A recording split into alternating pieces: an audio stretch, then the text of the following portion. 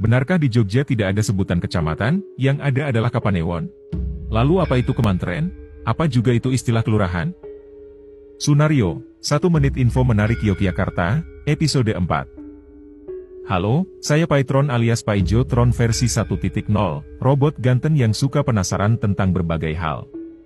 Kali ini Paijo penasaran dengan adanya penyebutan Kapanewon, kemantren atau juga kelurahan di Jogja. Penasaran? Yogyakarta adalah daerah istimewa.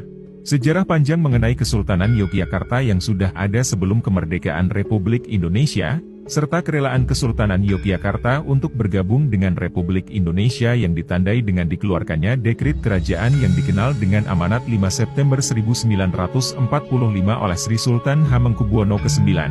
Membuat Kesultanan Yogyakarta tetap eksis bahkan setelah secara administratif menjadi daerah istimewa Yogyakarta.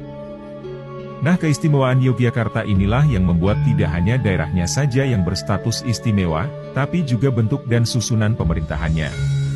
Salah satunya adalah nomenklatur atau penyebutan penamaan wilayah-wilayahnya. Melalui Peraturan Gubernur Daerah Istimewa Yogyakarta Nomor 25 Tahun 2019, secara resmi, penyebutan wilayah administratif di Yogyakarta diatur. Dalam peraturan ini juga, disebutkan beberapa istilah yang mungkin terdengar asing bagi kita. Yang pertama ada Kapanewon.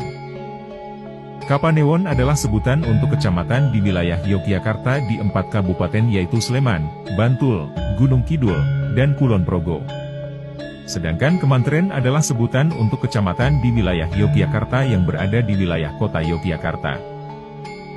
Nah, kelurahan adalah sebutan desa di wilayah DIY untuk semua Kapanewon atau kemantren. Oke, sekarang udah tahu kan? Jadi, kita tidak menyebut Pleret di Kabupaten Bantul sebagai Kecamatan Pleret, tapi sebagai Kapanewon Pleret.